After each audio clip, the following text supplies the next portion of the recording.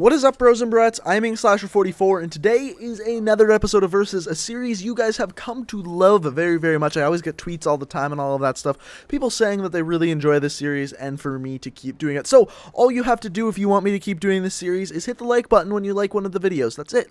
And it really, really lets me know that you guys want to see more of these bad boys. So today we are going to be comparing the KN-44, one of my favorite weapons in the game, versus the Man-O-War. Now, both of these weapons are very, very good. And in fact, when I made the top 5 list of weapons a couple weeks ago, both of these were on it. So this is going to be a really, really good comparison. They are both assault rifles, they're both automatic, and they both perform very, very well in game. So I don't know who's going to win, but without further ado, let's get into the stats and figure out which one of these weapons is better. So the first thing we always look at is damage profile. Now the damage profile for the KN-44 deals 40 damage up close, 30 at mid-range, 29 at long range, whereas the Man-O-War deals 40 damage up close and 30 at long range. Very, very simple. So it's kind of hard to tell which one of these is better without looking at the ranges. So we're going to look at the ranges here. Today we're going to be comparing the ranges not in meters like we normally do, but in-game units, because in-game units are more precise and give us a much easier way to look at these. So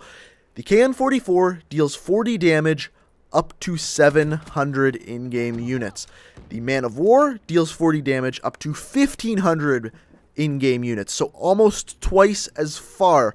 Now this drops off to 30 damage after 1500 in-game units, and the KN-44 starts dealing 30 damage at 700 in-game units. So huge, huge, huge difference there, and because of that, the Man-O-War gets plus 1 point for dealing 40 damage from such a long distance.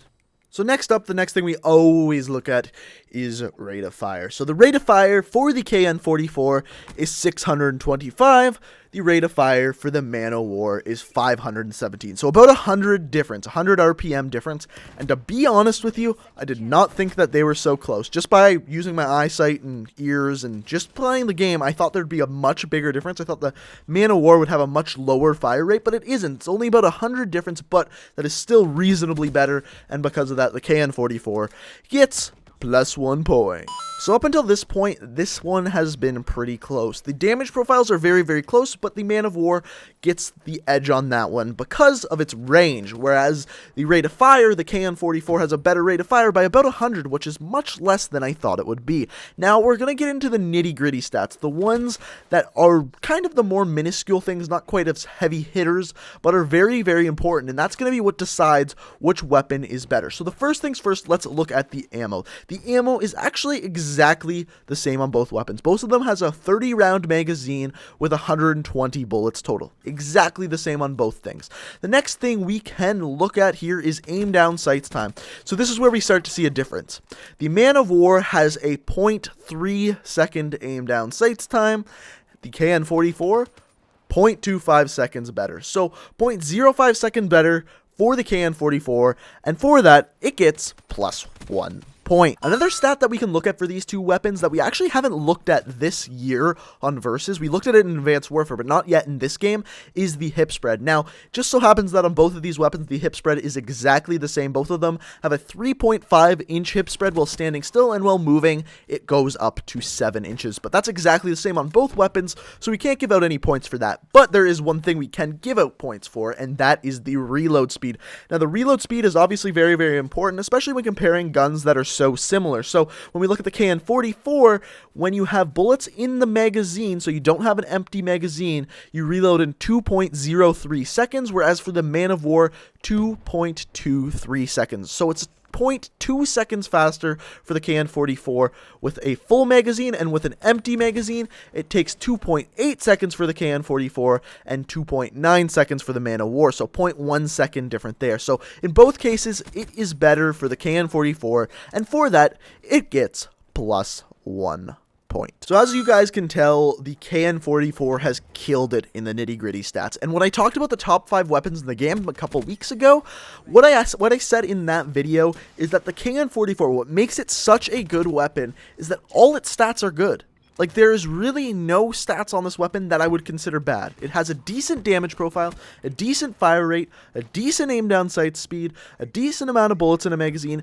Everything is just decent. And what that does is it makes the gun very good, because generally the way weapons work is there's aspects of it that are very, very good, let's say the damage profile, and then to make up for that, it'll have a very, very slow fire rate. So they kind of counteract each other, whereas the KN-44, like I said, everything is just kind of alright with it. And since everything is alright, nothing is bad, it creates this very, very good weapon. Now, there is one last thing we can look at here, and that is the time to kill. Now, the way this one works is since the damage profile is somewhat similar at every single range, not just one, not just at short range, not just at long range, at every single range, the KN-44 has a faster time to kill. Now, this is just because it has a faster fire rate by 100.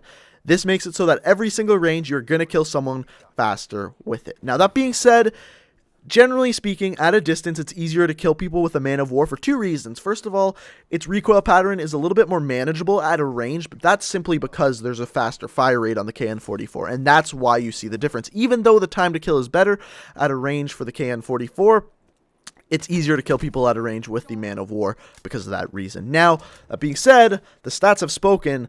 The KN-44's time to kill is better at every single range, and for that, it gets +1 more point. So overall, the KN-44 is definitely the better weapon. The stats have spoken, the numbers have spoken, and in my opinion, it's a better weapon too.